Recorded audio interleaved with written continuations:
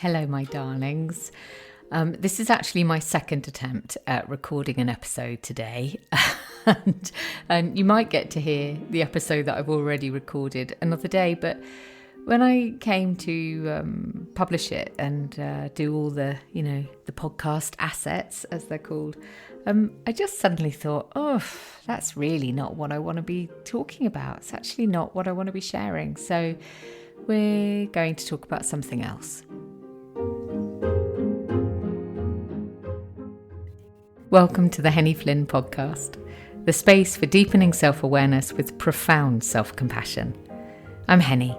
I write, coach and speak about how exploring our inner world can transform how we experience our outer world, all founded on a bedrock of self-love. Settle in and listen and see where the episode takes you. And I'd like to base whatever happens for the rest of this episode on something that I wrote this morning, sitting up in bed. And if we're connected on Instagram, you might have seen that I shared it already, but it seems to speak to something which I've been noticing, and maybe you've been noticing it too. And really, it's this call to hold things more lightly.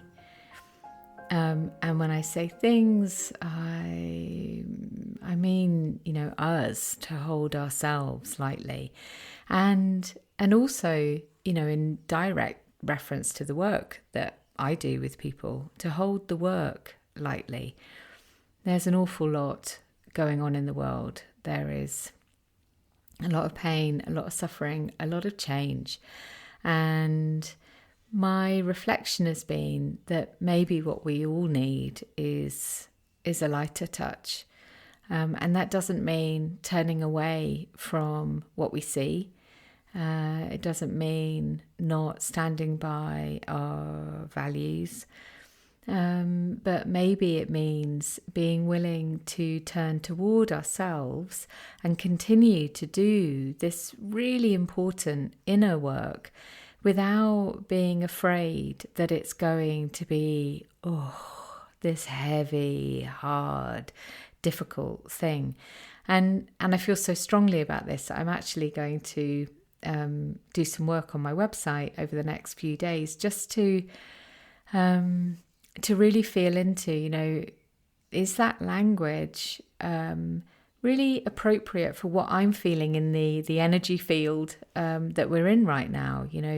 I often talk about deep and lasting change, and of course that is the work, that is what we're doing, and something can be deep without feeling heavy. So, and that thought is really what sparked this particular piece of writing, which I've shared as a piece of everyday compassion, really. It's not one of those daily emails I send out, but it is it's very much connected to that, that kind of philosophy that I have around compassion is something that is present with us in all moments, or is available to us in all moments. So this is what I wrote this morning. The work need not feel heavy, even though it may be deep. We do not need to feel broken to begin to understand ourselves. We can be grounded and light. This profound work of meeting ourselves with love simply needs us to listen to that still, quiet voice within. The one that whispers the truths we have learnt to ignore in favour of harsher words. The one that sends a smile through our body when we think of how kindness feels. The one that understands the pain and joy we hold within us. The one that loves us through it all.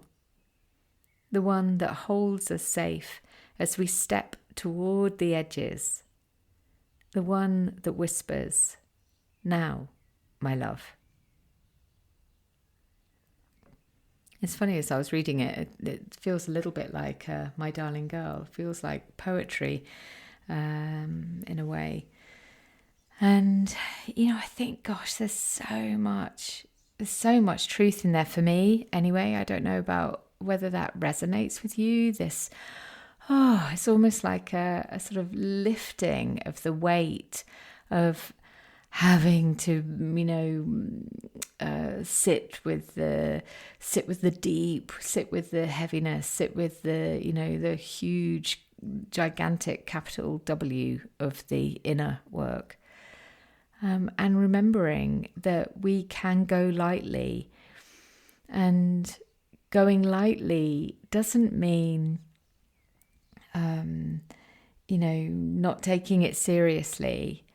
It doesn't mean it not being valuable.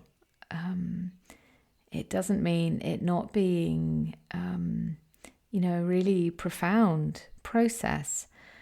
But what it does mean is that we don't need to be afraid of the work, just as we don't need to be afraid of the dark. And I'm really I feel really called to share this, actually, that, if you've been feeling, oh gosh, there's something that I really want to work on, I'm feeling a block within me, I feel disturbance within me, oh dear, I think, maybe I need to get some support, work with a guide, someone like me, or work with a psychotherapist, wherever you might be at, that it needn't be hard. And we can set our own parameters, set our own boundaries around how we wish to navigate this beautiful inner work.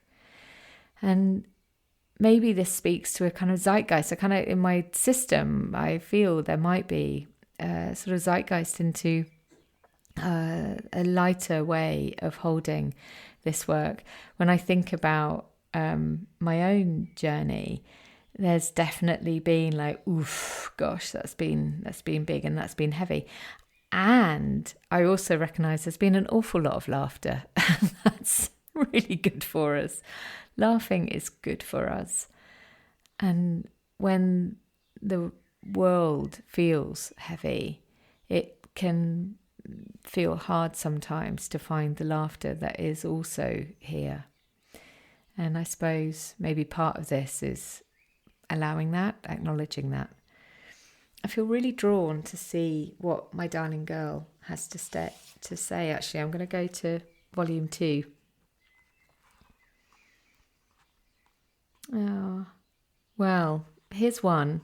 Let's try this one. I just opened it at random. So it's page 51 of My Darling Girl, volume 2. Oh, the places you've been, the things you have seen, the joy you've convened when you gathered with love. Oh, the times you have had, the good and the glad, the joy through the sad, when you lived them with love. Oh, the things you have felt, the cards you were dealt, making challenges melt when you saw them with love. I mean, it feels so perfect to me. Because it's really, this is what I'm talking about, isn't it? I think, that when we turn toward things with love, it makes them so much lighter, so much easier to carry.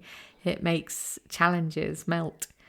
And it really reminds me, actually, of the group that I'm working with right now in the Change with Compassion group coaching course that's running at the moment. And, the subtlety to self-compassion, there's a simplicity to it, and then there's this like subtle complexity to it, which is that we can, when we allow ourselves, really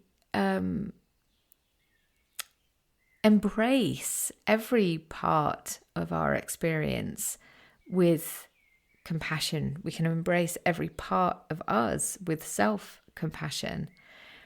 when we allow ourselves to do that, and really fundamentally, that's the work that I do with people. I help them step into a space where they love themselves more deeply. Maybe that's something I need to be more overt about, rather than talking about it being about making changes. Really, it's about this inner change that happens within us, this softening. And, my experience when I look around me is that is something that so many of us could benefit from. When we are bombarded by news, by devastating news, by all the stuff on social media, really, I feel that something that can be of such deep benefit is being able to hold that space within us where we are safe, that inner sanctuary. And actually, I shared a Rumi quote with the group today, and a really lovely meditation. It felt really lovely to me anyway. And the quote is, out beyond ideas of wrongdoing and right doing, there is a field. I'll meet you there. And that speaks to me so strongly. I want to live out beyond ideas of wrongdoing and right doing. I want to be able to stand in that field and hold it all with equanimity. And that doesn't mean condoning, things that are incredibly challenging. But what it does mean is being able to move forward with compassion and with love. So I feel drawn just to see, does she have anything else for us? Let's see what there is. Oh, I think I've shared that one before. The one about settle to the morning, bring your soul home from its midnight flight. Oh, what else? Oh, you see, now I've started looking. It doesn't work then. I'm going to get the first volume off the shelf and see what that says. Let's see. Does she have anything to share with us in here? Oh, yes. Okay, let's go with this one. I saw you move today. I saw you run into the sun. I saw you dance without a backward glance at who was following your lead. I saw you step toward the mountain top with a jump, skip, hop. I saw you breathe to relieve today, tomorrow, and yesterday. I saw you smile, and it made my heart sing. I love that one. It makes me feel like a little girl. That free child of transactional analysis. So, yes, there we go. This is a call for lightness in the deep work, and an invitation to you, actually. If the work has been calling you, but you've been afraid of what it might entail, which is completely understandable, particularly with everything, that I've touched on earlier in this episode. If something's been kind of holding you back because you've been uncertain about whether it's really the right step for you right now, I invite you to step forward, to allow yourself the freedom that comes with that.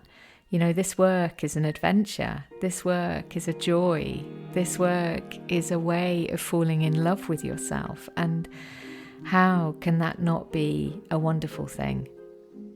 So I open up my arms to you if you are ready to step forward and to do this beautiful work. All right, my darlings, I send you a hug and a wave.